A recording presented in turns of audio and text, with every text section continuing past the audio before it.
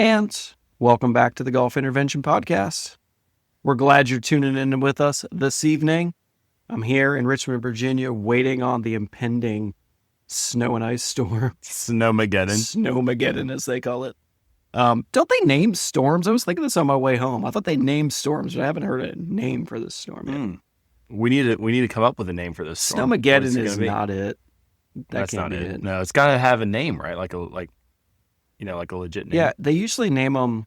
Do they alternate like a male and female name? It's like Annabelle. Annabelle. What? It's like a vicious blizzard called Annabelle. So I don't know. I don't know if there's a name for this storm, but I do know this. I'm hoping that we can get this episode out. People are stuck at home. They can listen to it. So that's what I was hoping we can do. So we are so glad to be back on with you. And we put an episode out a couple weeks ago detailing why we hadn't put some out, but promising. And here we are back at it again. And we are going to use tonight's episode to introduce, what we've taken time to reflect on a little bit about what we liked about what we've done and how we're going to format it going forward for future episodes of the Golf Intervention. I think also covering things that we think we know about the Golf Intervention, things that are sort of the foundational principles of what we hope to convey to the listener. It's been a great study for me to kind of really go through teaching principles and things that we've done over 25 years of teaching golf, and trying to understand like why it works and why it doesn't and what's important and what isn't. And being on the ride with my friend Rob Fales has been really fun. So I'm ready for, we've put out 50 some episodes. I'm ready for 50 more. So Rob, we were talking about how we're going to kind of format this next chapter, we'll call it, of the Golf Intervention. 100%. And so you want to go through kind of what we were talking about, what we're thinking about, which we're very excited for.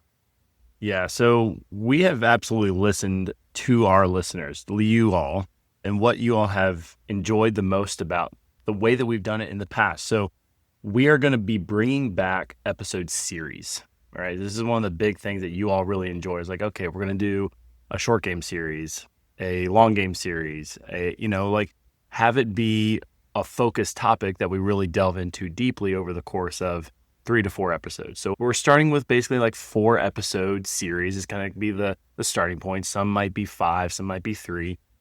But within that, right, each episode is going to have the following things that you, the listener, have said that you enjoy. Discussions on levels 1, 2, 3, and 4 golfers, right? So one of the big things that differentiates us is that we start with the context first. Who you are as a golfer.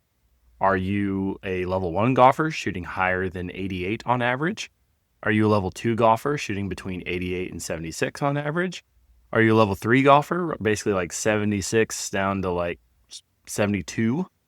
Or are you a level 4 like Tour Pro, right, shooting below par on average? So based off of who you are, what are the essential elements to the main 3 things that we can do to improve, which we call strategy, skill, and swing? All right. So each episode is going to have a level 1, 2, 3, or 4 discussion on strategy or skill or swing. And then we'll finally, for that 4th episode, we're going to hope to bring as many guest interviews as possible. So depending on the series that we have, we're going to hope to bring in an expert pertaining to that series title. All right. Aside from that, each episode is going to have one of the most popular things that we have introduced is the lessons from our lessons, right? This is where we tell a story about since the last time we recorded to now, a lesson that we had, obviously keeping anonymous if they prefer, about something that we think would be valuable for you all to hear as a listener, right? So lessons from our lessons was a huge hit, and we're going to keep that coming for you. And then finally, a mailbag, right? Some submitting questions that either Eric and I hear on the lesson tee, because we get literally, I don't know how many questions every single day we get, but from time to time, we'll like text each other and say like, here's a question that I got from a student today I think would be great to have on the podcast. This can also be questions that you all submit to us, right? We have our Substack. We have our email addresses. And many of y'all have our phone numbers, right? You can Instagram, right? Any way that you want to get in touch with us and ask us questions you want us to cover on the podcast, we're going to spend that dedicated time to do that. So those are really the main aspects of what we're calling like TGI 2.0. Again, we're going to have lesson series. Each episode is going to have a level 1, 2, 3, 4 discussion on strategy, skill, and swing. We're going to have one episode that is an interview with, again, lessons from our lessons and some mailbag time. So should be a lot of fun. We're really excited about it. It's going to be like the best version of us that we've been able to put out so far. So we're really excited for it, for sure. Super pumped. And I think that organization of our episodes helps the listener organize their thoughts about how to improve. And that's where we started this show. Was there's so much stuff out there. There's so much stuff in the ethos, so to speak, about golf performance, and it's hard to sort through it. You know, we're talking about mailbag section, and I will send you things I see on different like forums.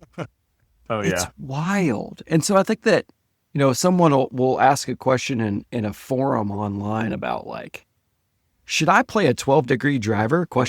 And there's so much lacking to that question.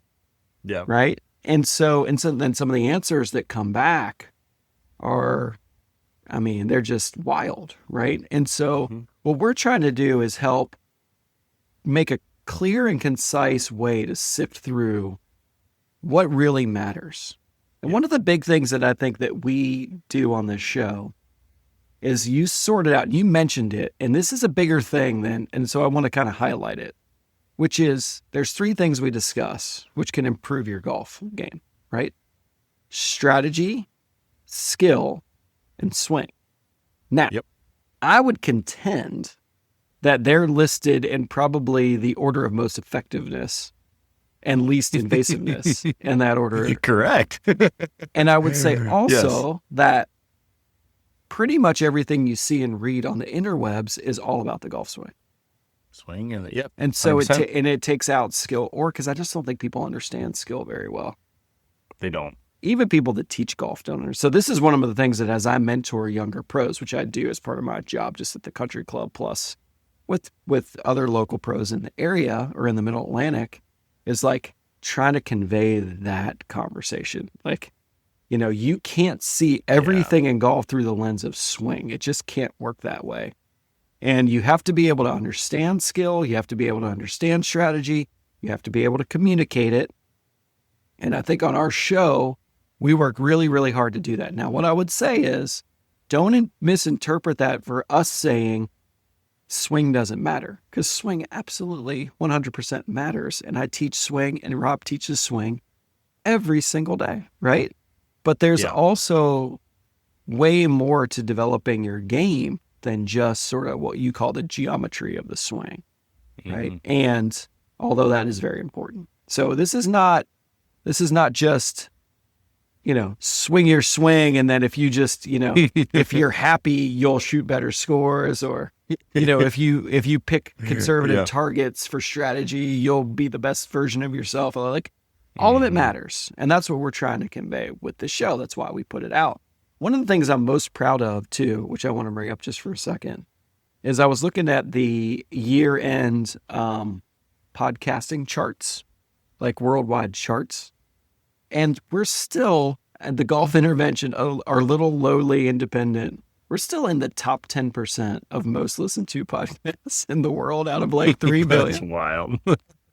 And it's funny because you and I, neither one have any social media presence at all. It's like basically zero. How much? Yeah. We don't like it. We don't use it.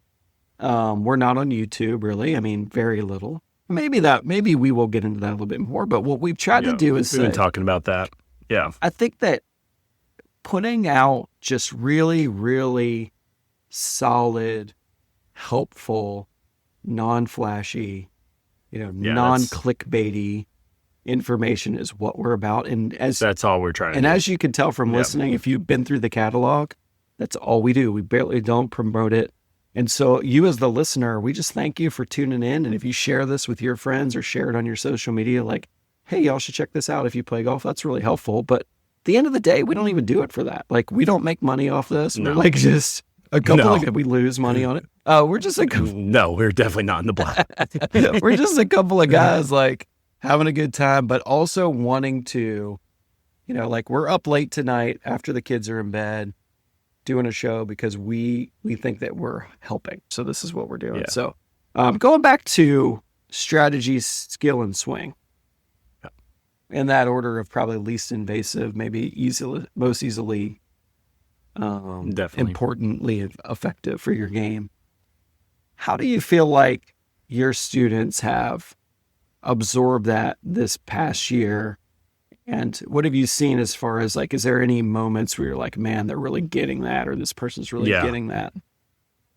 Yeah, I think a couple aha moments, I think for me personally, kind of as I've been working through this, is understanding that from the strategy aspect, it really is, you can think of it as more of like the conscious prediction, right? So like, what can you say out loud? What can you say in words to other people? So like, if I'm playing golf and I'm maybe doing a playing lesson with someone else, oftentimes I'll have them think out loud, like as they're preparing for the shot. So strategy is, as we define it, is really that very conscious prediction of like, hey, what are you trying to do and how are you trying to do it, right? Which has to deal a lot with your decision tree.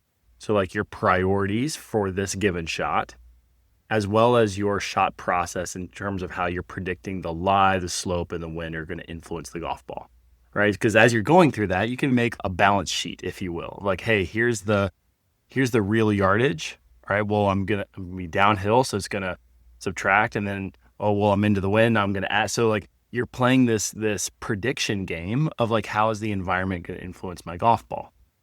The skill is more the subconscious prediction. It's not the very things that you can put into words. It's the very micro elements of what is creating the ball flight, the strike that you're noticing, right? And getting golfers, and this is something that we both are trying to get better at communicating and getting golfers to understand that it's a prediction. It's a subconscious prediction. You don't know where the club where the sweet spot is going to be in space when it gets down around the golf ball, right? You're also making a subconscious prediction about where the ball is in space too. Like when the ball's in the rough and it's sitting way up or sitting way down and the ball's above your feet a little bit, ball's below your feet. You're making these subconscious predictions about where the ball is, where the bottom of your swing is, where the club face, the path is going to be, the speed of the club head, how much it's going to have when it hits the ball. You cannot control this stuff. So you have to have strategies in place. I'd say strategies, but we're talking about skill here.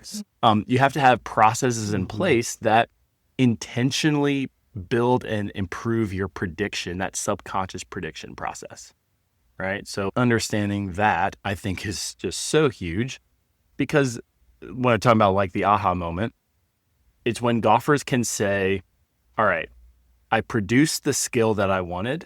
I just made the wrong prediction, right? So like I did everything I was trying to do and I just predicted it incorrectly, right? A good example would be putting, right? So you gave it your intended speed.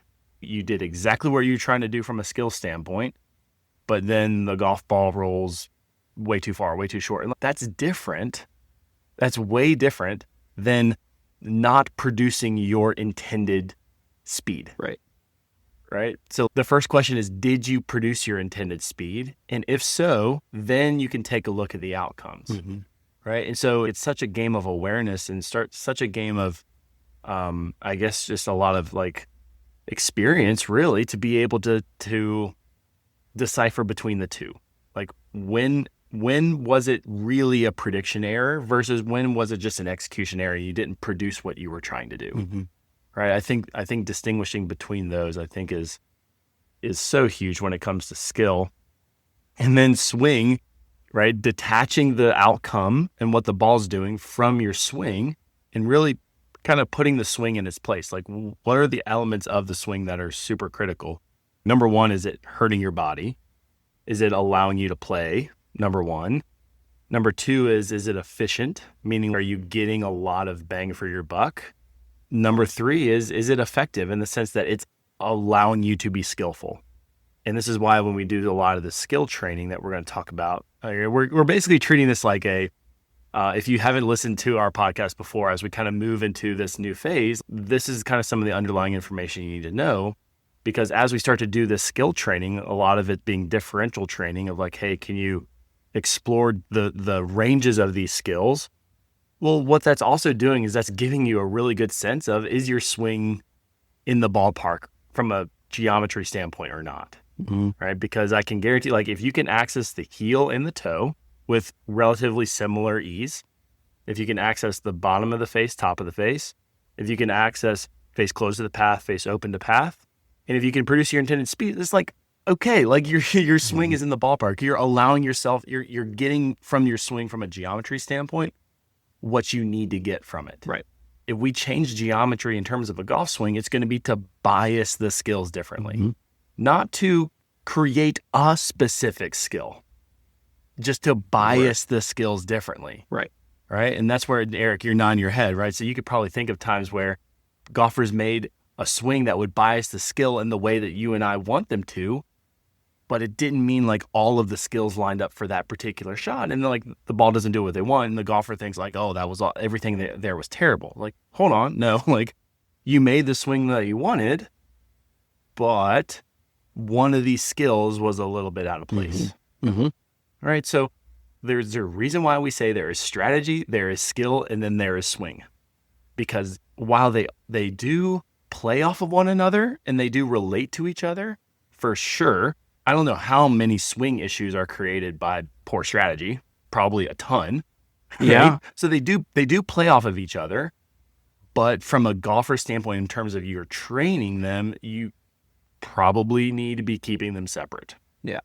And understand that they are separate. No question. And I think that trying to communicate that swing is what you create skill, right? Yes. Yeah. I like. Skill mostly happens in this time interval that's like, I mean, think about the time interval of the club hitting the ball, and that's where skill is produced, right? So to your point, you're not going to make a swing that's going to guarantee anything. But what you're trying to do is create a vessel through which your skill can be achieved, or and then in line with your goals, right? So that's where you're always trying to make sure what I'm doing is in line with my goal. What I'm chasing is in line with my goals. And we don't have to just jump to swing. I would say like in the season, a lot of what I'm working on with golf, especially competent golfers, is skill stuff, skill and strategy, and a little bit of swing things that, sometimes. But it's probably very targeted swing stuff. Yeah. Like it's probably very like, hey, to create this different skill, let's explore this aspect of the swing and let's just see if it gives you that nice little short-term bump in accessing the skill that you want, right? And so like, here's a good example. I worked with a really, really high-level golfer who's an amateur and new student of mine in the fall. And he came to me and the swing kind of coming off injury. And anyway, the swing wasn't where he wanted it to be. And so therefore he wasn't producing the shots that he needed to produce in the moment.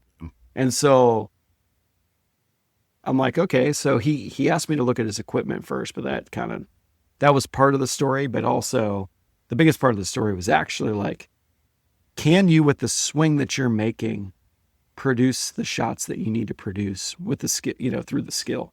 And the answer was no, but it was also like in 4 weeks, I'm trying to qualify for a Champions Tour event. And like, I got this stuff coming up. So what did we do? We basically made it work the best we could. Yeah. Right. Yeah. In the short.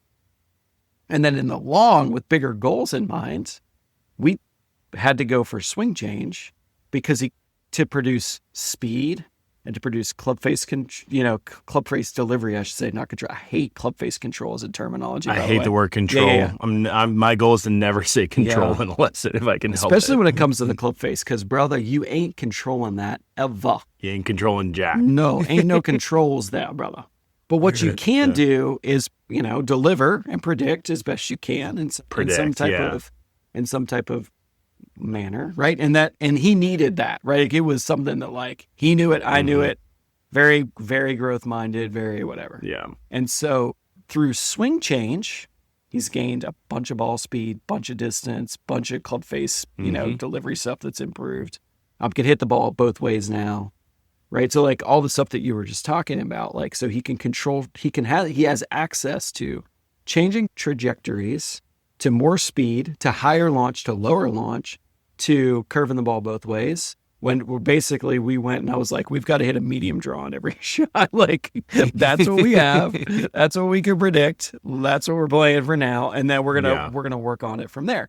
And so, and the game is really coming along. So, like, that's a visual. There's a lesson from the lesson, kind of bigger picture, right? Like, this is like months of, like, very intense work on the swing, like multiple hours per week, like, working at it. And when you take that on, even as a spectacular athlete like this gentleman is, it is work to change your swing, right? And not that it should be never done, but it can be difficult. Whereas, improving skills can be a little less invasive, right? And so 100%. When we talk about skill, and Robbie mentioned it, we'll go back. It's like that time interval. The club face, it's micro. The club face, it's super micro. Club face hitting the ball, right? And it's like, where's the club pointed both horizontally and vertically? We call that face angle and dynamic loft, right? Where is it striking on the face when it does that, right? Where's the club moving in space, up and down, in and out, and how fast is it going? Okay, those are the things. Those are what we are working with to create the golf shot, from the swing to the interval of contact that produces the golf shot. Those are the only things that's happening, right? Everything else that you hear about, spin, trajectory, ball speed, carry distance, rollout distance, land angles, peak heights, spin loft, all of those things are derived from that interval and impact that we just described, okay? This is the foundation. And so when you understand the foundation of that, and then you can have a way to measure it, which we do with a device called TrackMan in our lessons, right? You can work on those skills in a way that is mind-blowingly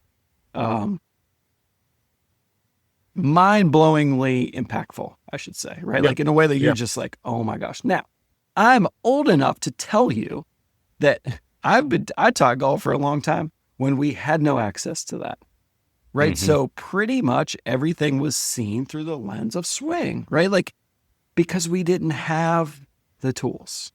Okay, so now we do have the tools, right? And so this is why, I feel like golf instruction is important. But do you need to practice with TrackMan? You do not. And so that's what we try to go through in our episodes. Like, what are the ways that I can give myself feedback to understand what I'm doing, how I'm doing it, right? And I think that we're going to continue to give you very good visuals. In our series, we're going to talk about ways you can practice. We're going to try to detail that.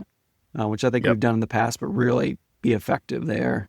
We'll use the Substack to kind of, like we've done in the past, show ways to practice. So we have definitely, like, practice drills and stuff on the Substack.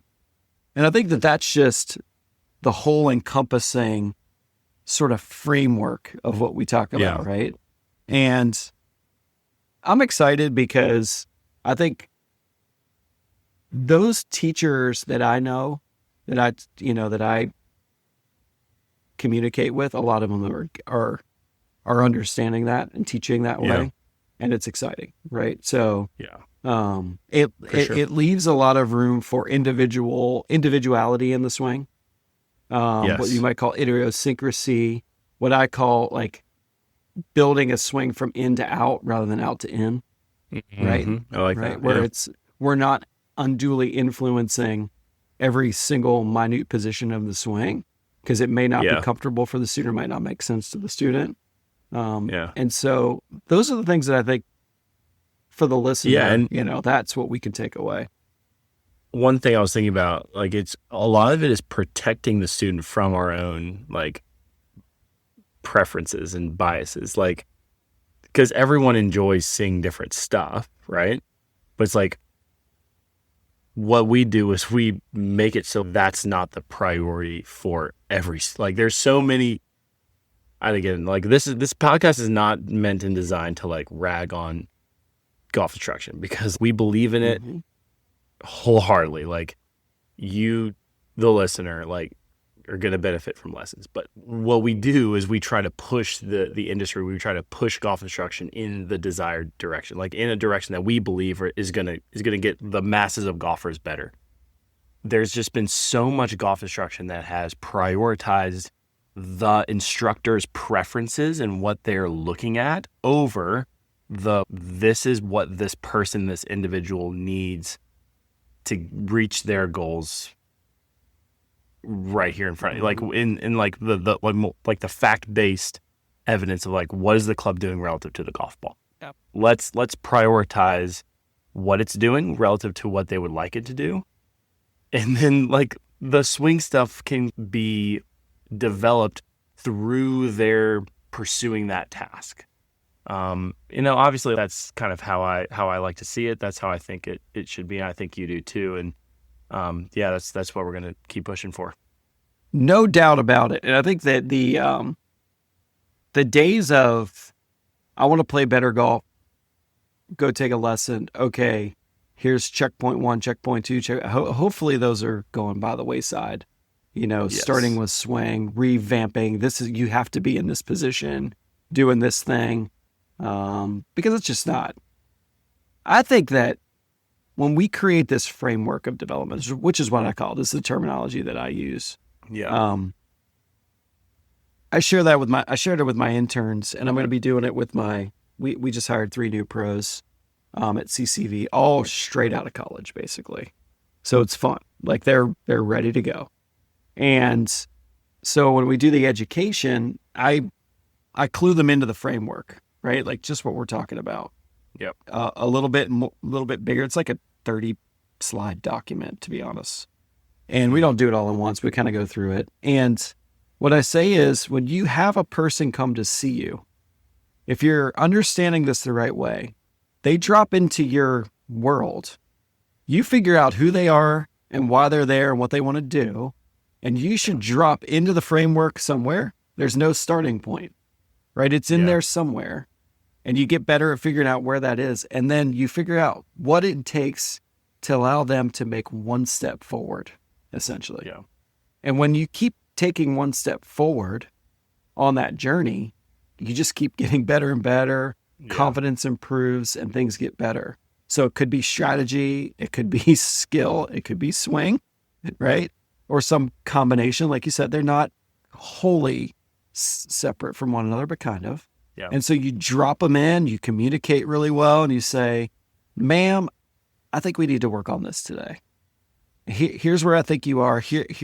Let's talk about what's going on.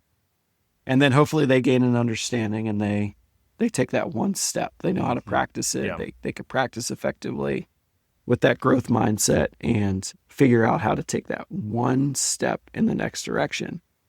That's how it should work. It shouldn't be, hey, I want to improve. Okay, here's everything I know about golf. Here's the things I'm going to have you do. Yes. This is what I like, to your point, this is what I like to see. That hopefully is going by the wayside. Yeah. And that leaves a lot of room, like I said, for individuality in the swing and in the delivery of the club that really can lead to some fun golf, like yes, not having a bunch of locked up golfers like trying to figure it out all the time. Mm-hmm. Be way more fun to see people just practicing their skills on the range than their swing all the time. Yeah. So anyway, hopefully that discussion there sort of describes the framework in some capacity. I mean, it's not the whole thing, but it's kind of like the idea, right? It's like the foundational piece. I mean, within that, you have equipment, you have, stuff with the body, you have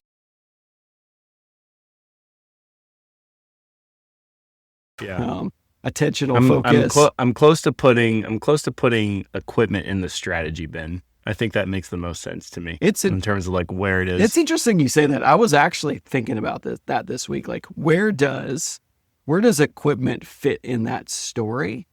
I think it's strategy, personally. I think it most affects skill, but maybe strategy too. It just depends on how you dole it out, because like when it depends, because like to me, when I talk about skill, like that is like you're training a motor pattern. You're training your brain to perceive where the club is in space, right? Okay. Where the face is. So you ready for this? Yeah.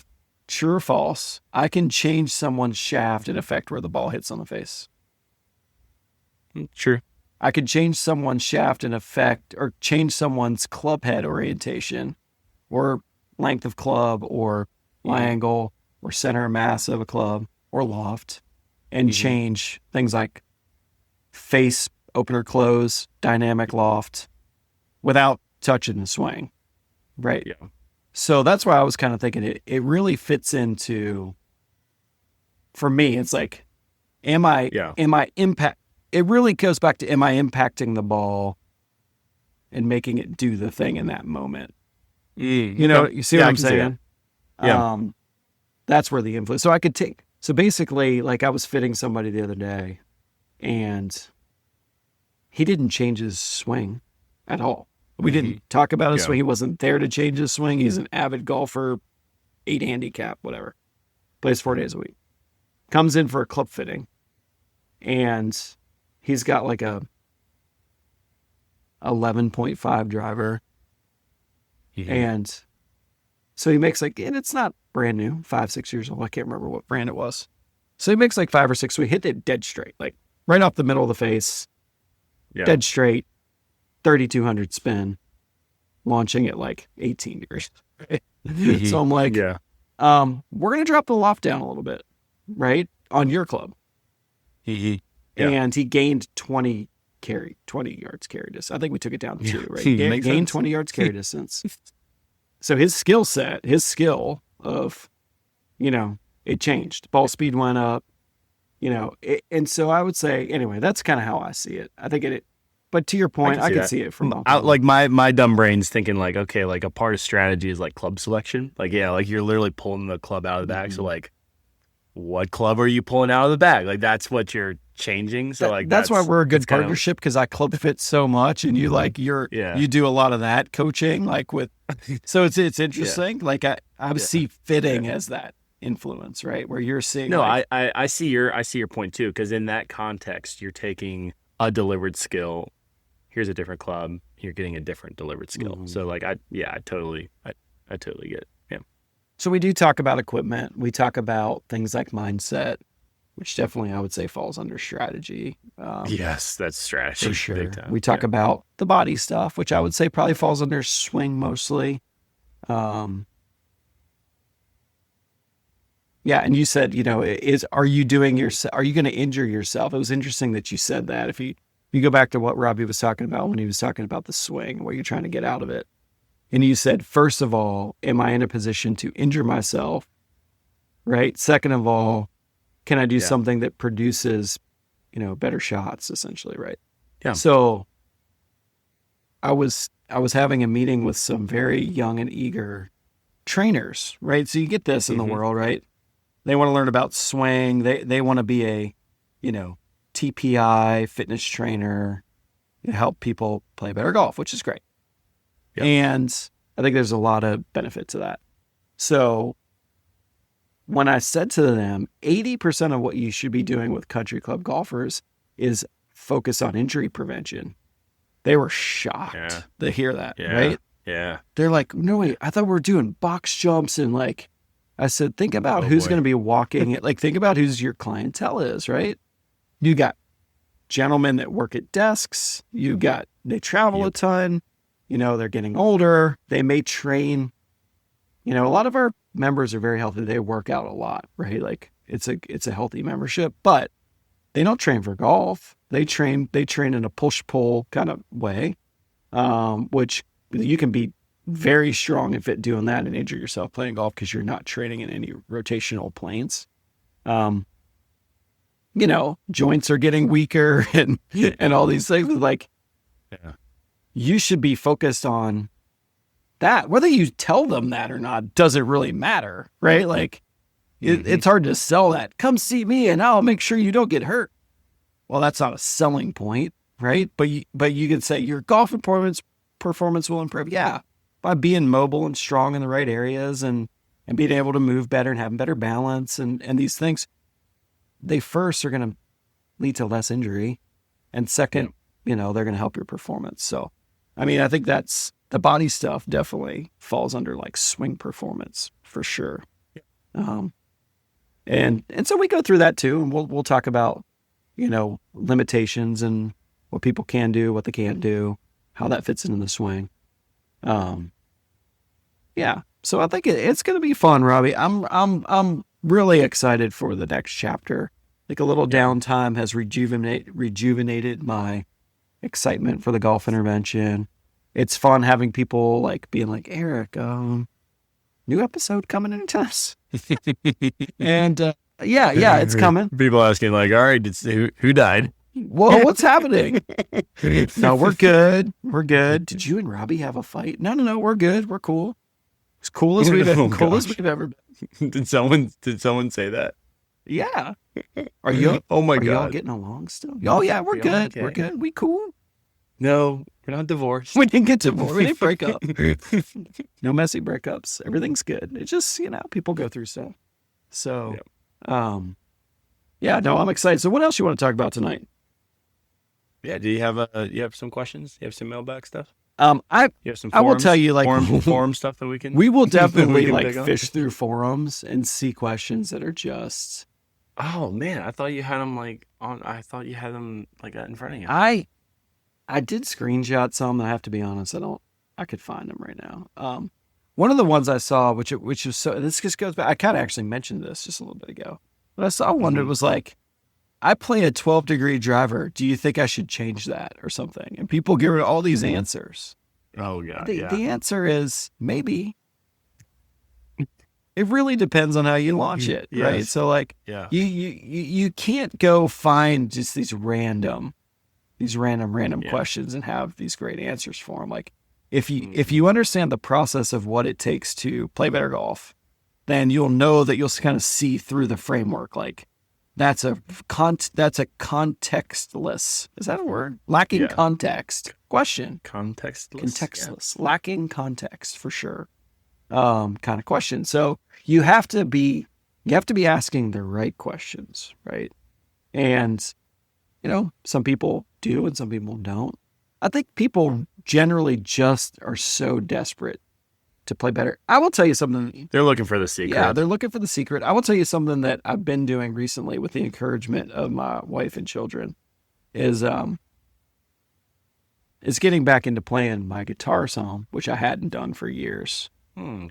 I got a really, really sweet guitar for my wife for Christmas.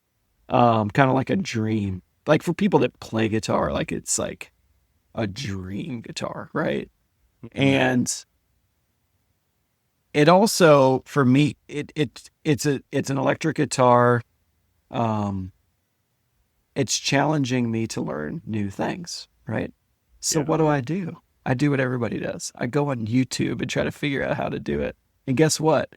It's frustrating and it's maddening and nothing helps me, right? Like I have plenty of skills. I'm like a golfer that like, you're like, oh, that guy could do some things, right? But he like has the yips putting or no, it's not. That's not a good example. Well, what level? So are you a level 1, 2, 3, or 4? Well, here's what I would say. I would say when it depends on what you're asking, because I could play the acoustic guitar. You want to listen to a real strummy song, right? Like a open chord strummy acoustic country song, rock song. All that style of playing, I'm like pretty good. Like, yeah, like decent, like pretty good, right? I can play songs, do it well, like good rhythm, good clean. Like I'm not trying to brag, but like pretty good. But when it goes to heavier bluesy lead guitar and electric, I have no skill at all because I've never done it. See what I'm saying? Like I haven't. So as soon as you go to the wet, dormant Bermuda, I can't chip it anymore. In the wintertime. I don't know what to do. So like I have this like, why am I knifing you? But I will tell you, there are so many similarities between learning and it's just like anything else, it's skill development, right? So it's like I'm learning some motor skill. It's through music, through playing an instrument.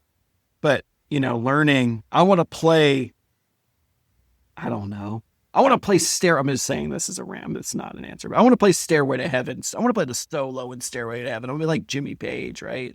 Well, I mean, I don't understand scales really because I never played scales. I don't play lead. I don't play that style. Like everything I do is on the top end of the neck playing open chords as opposed to on the bottom and in the middle where you're playing, that fast stuff. And then there's tone of the guitar and there's amplifiers and like all this stuff that it's a new world. But there's so much of it. And if I try to go on and like, learn to do this, the context is so lacking that you can't figure out where you are in the process, right? 100%. Some feels really remedial because I'm really good at other stuff or decent at other stuff. And then some of it feels like I can't do that at all and I don't really understand it. So what I've decided is music theory is like understanding ball flight laws. It's the foundation of it, right? It's like, I got to understand notes, scales, chords, keys, that kind of thing. And then I'll be able to, but that's like understanding how ball flight laws affect skill. And then things start to make sense, right?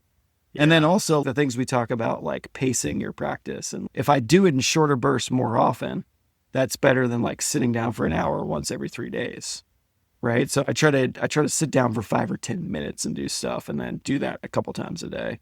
And it's amazing how I feel like that's way better than me sitting for an hour and try to figure something out.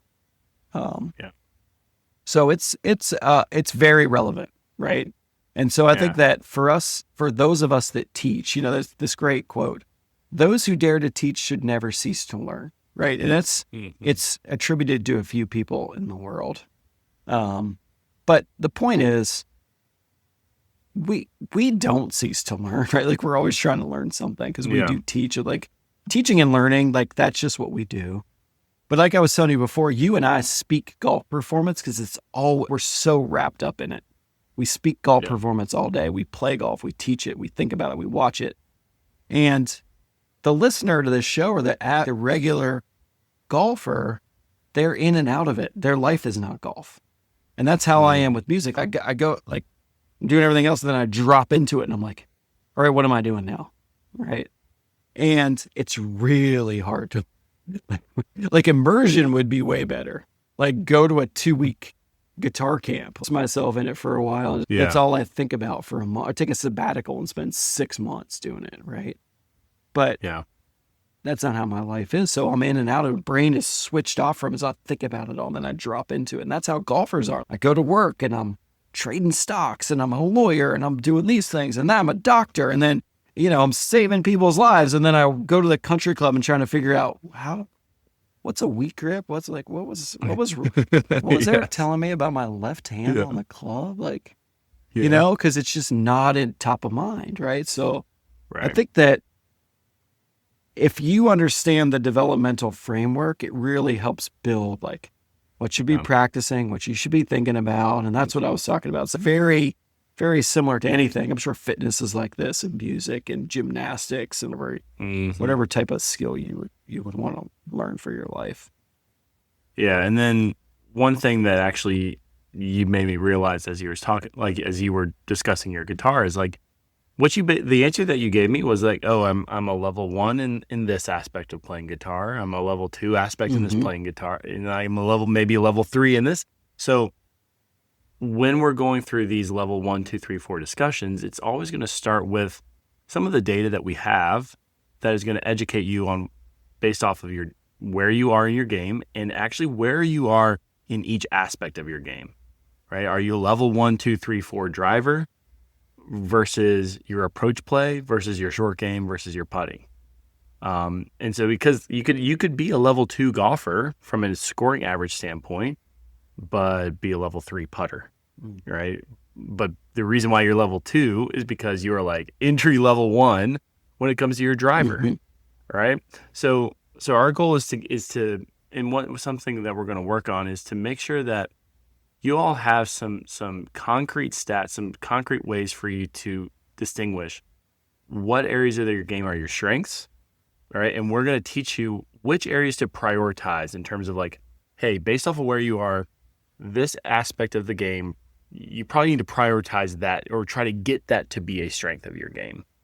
All right. Because for some golfers, like there are elements, again, between like driving approach, short game, and putting that just aren't as relevant that we're not going to really care. Like if you're an entry level 2, here's an example, right? Like if you are an entry level 2 golfer and you want to get to the end of level 2, right? We're talking like, hey, you're averaging 87. You'd like to get all the way down to like 78.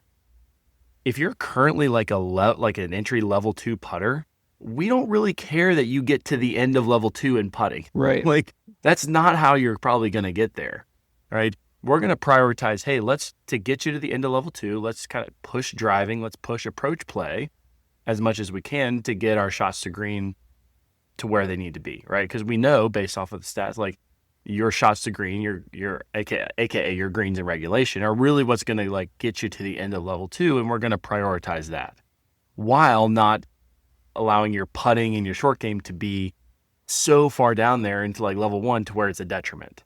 So like we're going to prioritize like, hey, can we just keep the putting and the short game good enough? Can we have a good enough floor so that we can really kind of spend the time improving the ceiling of your driving approach? Like that's going to be some of the stuff that we're going to be delving into and getting y'all to understand really like effective time management and spending your valuable time when you go and practice in a very kind of smart, productive way. Yeah, that's a huge thing. And again, that context is the layering point there. Yeah. Like, what is that thing in the framework, in the moment, based on who I am and what I want to do, where I want to go? What is the thing that I have to work on, right? I had one the other day talking, this kind of goes into like stories from our lessons, but it's like, really good player who I've worked with a long time. And he's now in the age of senior golf and he's good. So this is a guy that's like 52 years old and has, I think his driver club speed's still like 110, 112. Mm-hmm. Very athletic. Played 2 sports, Division I in college, like very athletic. And can just move it. So like at 50 years old, he's like maybe a 1 or 2, I think maybe a 2 handicap with a pretty like, this is kind of the point of the story, is like pretty mediocre wedge play. Mm-hmm. So when it came to like assessing he wanted to meet and have a game plan. I'm like, this is great. I love a game plan, right? So we just had lunch and hashed it out. And he's well aware of where he needs to improve. And he's improving there. But we looked at his full swing and I was like, okay, so he's a little bit of a tinkerer with the full swing, like good players can be a little bit, especially good athletes. I feel like they tinker a little bit because they can. So it makes sense. Like if I have great body awareness, I can like, well, let me try this. Right. Yeah. And so I was like, hey, here's the story. The swing produces. You can hit all the shots you need to hit. You got all the skills. Yep. So let's not tinker there. Let's actually, to your point, take a little bit of like a approach to full swing where it's just simply, I'm going to focus on strategy and I'm going to focus on basically repeating the best that I can. Yep. Prediction, right? So I'm like in the maintenance phase with the swing. Don't monkey with it. Don't, right? The putting is okay, right? So like we're kind of in maintenance phase there. Mm-hmm. For you to go from 2 to +2 maybe, it's actually mostly in finesse, short game, and probably medium wedge play. Mm-hmm. So we're going to try to develop skills there in whatever way we need to. And other stuff's going to be maintenance. And then I gave him one thing to think about, which was finger dispersions. And I said, when you practice the full swing, instead of tinkering with your swing, because he's a practicer, right? Likes to practice. So instead of like getting out there and like 5 swings in being like, well, let me try this. Because that's what we do, right? Like that's what people do. Let me try this thing. I said, don't do that. I said, put your fingers like this, basically, okay? Because you're a good ball striker. Yeah. Look at a target and try to hit your shots in between your fingers. That's how you're doing, right? Yeah. And challenge yourself. Yeah. And then, he goes, well, what about on the course? Can I do that on the course? I'm like, great thinking. Absolutely, right? So there's your dispersion. When played the next day, he's like, I played a great round because I did the finger thing and I never thought about anything else. He's like, he said it freed me up in a way I've never been freed up before. That's really cool. So I'm like, this is good, right? Because now I wanted his focus on his full swing to change a little bit. I wanted it to be away from swing and tinkering to just strategy, essentially, right? Mm-hmm. And then we're going to develop some skills in the short game that'll be great. And so, but I had to give him something else to think about, and it worked really well. And he's all about it. He loves it. He's like, oh, the people are asking me what I'm doing. And I'm like, I'm not telling you. That's awesome. So that is, tell him to listen. Tune into the Golf Intervention. If you go back in time, we do mention, actually we did was it a bonus episode on the Substack on that? I think it was. I think so. Yeah. So if you're a subscriber to our, a supporter of the show, we'll go on the Substack. You can have access to that strategy episode, which was phenomenal. And we went over finger dispersions, which is really a strategy for aiming your strategy based on your, it's some basic guidelines for your handicap and what your dispersion probably is and how you would hone that in on the course, and then give you a way to have a goal to practice towards when you practice. So glad we brought that up. Lessons from our lessons. Pretty exciting. Well, Rob, anything else you'd like to mention today? I don't think so. I think we hit on it. It's really fun being back on, and it is fun. Oh, I'm looking outside and there's snow on the ground. I didn't even notice. You got snow there? Yeah, I haven't looked out either. Yeah, there was no snow when we started, and now everything is now it's covered. Everything is white. So, oh my! I guess it's here. We haven't named the storm yet, but whatever it's called is here. Karen. We're gonna call it Karen. That's great. Todd or Karen. That's the names of the storm. And next one can be Todd. Todd. Yeah, we alternate. So we thank you for tuning in. We'll be back at you, starting a new series. We'll decide what we're going to start with. We haven't actually decided yet, but we will by the time. We're going to keep you hanging on that one. You'll have to wait. It'll be on something, but we do like the series, and I like, and the format's going to be great. Yeah, it's going to be fun. Robbie loves a format. Like, gotta have a format. I like the organization, but then like that's where I stop. Like if I get any more organized in that, my brain just fries, and I speak gibberish the entire time. Well, we learned that early on in the podcast. Like I need very just like basic, like, hey, here's what we're generally going to talk about, and then just let me go. We talk for a living, right? Like I think that being a coach, we don't need to overthink. We don't need to overthink it. I literally talk all day. It's funny because when we started this podcast, we put a couple episodes out in my family, which I never thought they thought this about me, but they were like, I can't believe you could get on a podcast and talk like that because you don't talk. I guess when they come to visit or... Well, funny story. I'm not a talker because I talk all day, right? I think that's what it is. You know, like I'm teaching, coaching, like literally 10 hours a day. So when you come home, you're not like, hey, let's have a chat. And no one in my house cares about what I was doing at work. No. That is not interesting to them. Absolutely not. No. Anna does not care. No. We're both married to women who couldn't give a hoot about golf.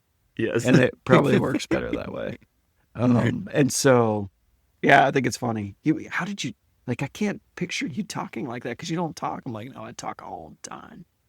So this is our inaugural kickoff of the Golf Intervention 2.0. We're glad you tuned in with us. Tell your friends about us if you'd like to. If not, that's okay. Keep it to yourself. We're okay with that too. As long as you feel like you're getting out of the show what you need. And since it's free, I guess you're getting what you pay for at least. Maybe it'll bring you a little bit of listening pleasure in the next few days if you're stuck at home, which I feel like I will probably be here in Central Virginia. So thanks again for tuning in. Check us out next time. If you're so obliged, you can rate and review us with that 5-star rating on Apple and Spotify. We have a perfect 5-star rating on both, which again is super humbling. How many 1-star ratings did you have to go and delete? Well, you can't delete them. You can't. They're just there, buddy. So that's one of the things, like when I was looking up at the charts there's some different ways that they rank your show. And for the amount of listeners that we have like a lot of ratings, I guess, like percentage wise. And, because people don't typically do it. Like I was like, one day I was like, I feel really bad. There's like, I love podcasts. I don't listen to tons. I have a few that I like to listen to. And I went in and rated them all one day because I was like, you know what? It'll take me 2 minutes to do that. And it does help them, right? Helps them out. It helps the algorithm or whatnot, which we don't care about algorithms here. But, but if you're so obliged and you're bored and you want to rate all your favorite shows 5 stars, you could go on and take just a minute. You can do that on our website, thegolfintervention.com. You can actually rate the show there. Just click through to all the different places if you'd like to, and you can learn more about Rob and I with our bios on there. But otherwise, we're glad that you tuned in, and we hope that you have a great day and that you play some great golf this week if you're in a place that you can. And we will catch you next time on the Golf Intervention Podcast. Cheers.